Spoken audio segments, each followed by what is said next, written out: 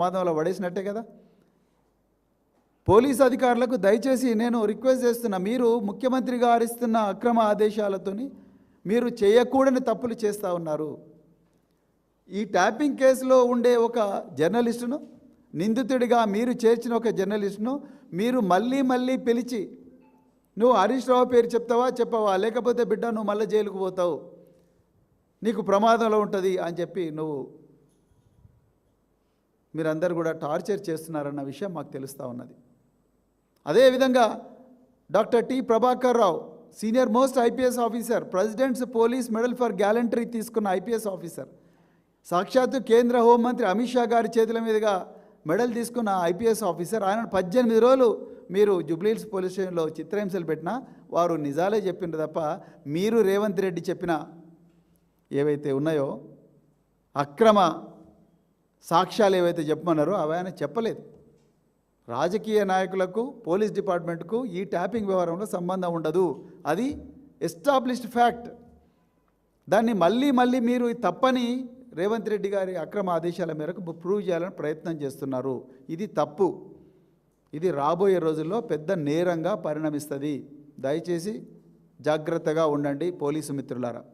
ముఖ్యంగా సిట్ అధికారులకు, వాళ్ళని గైడ్ చేస్తున్న అధికారులందరికీ కూడా నేను ముందు అప్పీల్ చేస్తున్నా, రిక్వెస్ట్ చేస్తున్నా, please follow your conscience, please follow the law, please follow the conduct rules of all India services, please follow the police manuals, not the illegal instructions of your home minister Shri Revanth Reddy గారు.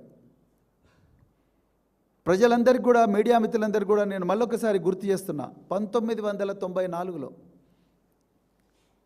ఇస్రో అనే మన organisation ఉన్నది, Indian space research organisation. అందులో ఒక famous scientist ఉండేవాడు, నంబి నారాయణన్.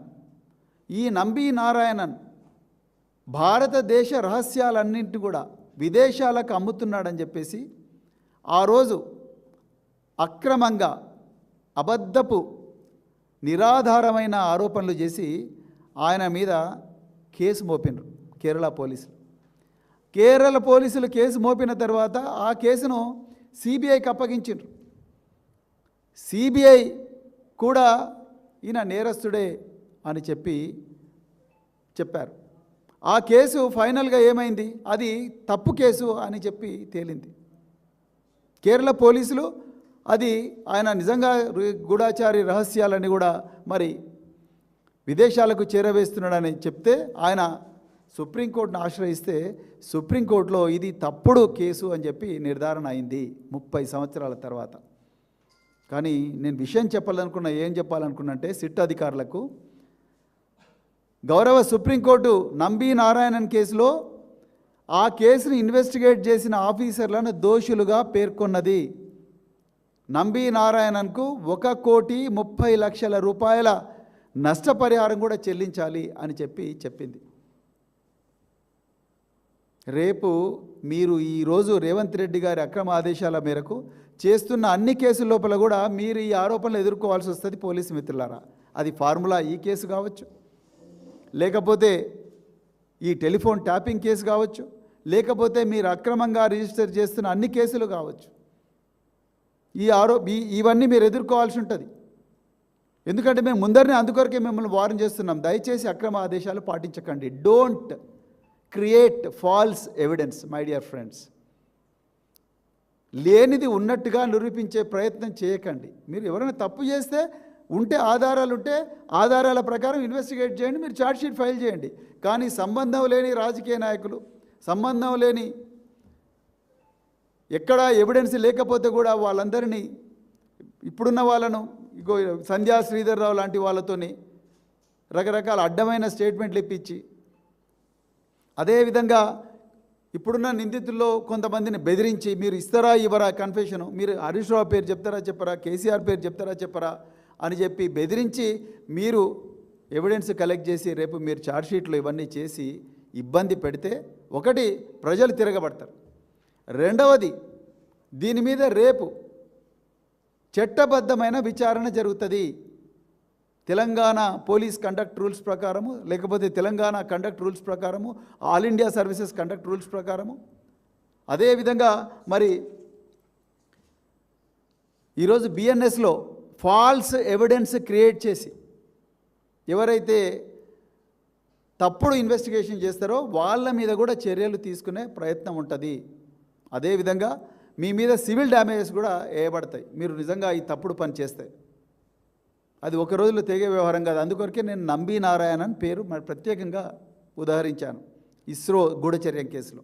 అలాంటి పరిస్థితి మళ్ళీ ఈ కేసు కూడా వచ్చే ప్రమాదం. ఈ కేసే కాదు, మీరు ఇప్పుడు పెడుతున్న అన్ని అక్రమ కేసులు ప్రశ్నిస్తే కేసు. ఇలా మా సీనియర్ నాయకుడు క్రిషాంక్ ఇలా సంగారెడ్డి జైల్లో ఉన్నాడు.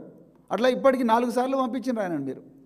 చేయని నేరానికి కొడంగల్ ఎమ్మెల్యే, కొడంగల్ ఎక్స్ఎమ్మెల్యే నరేందర్ రెడ్డిని 50 రోజులు జైల్లో పెట్టిండ్రు.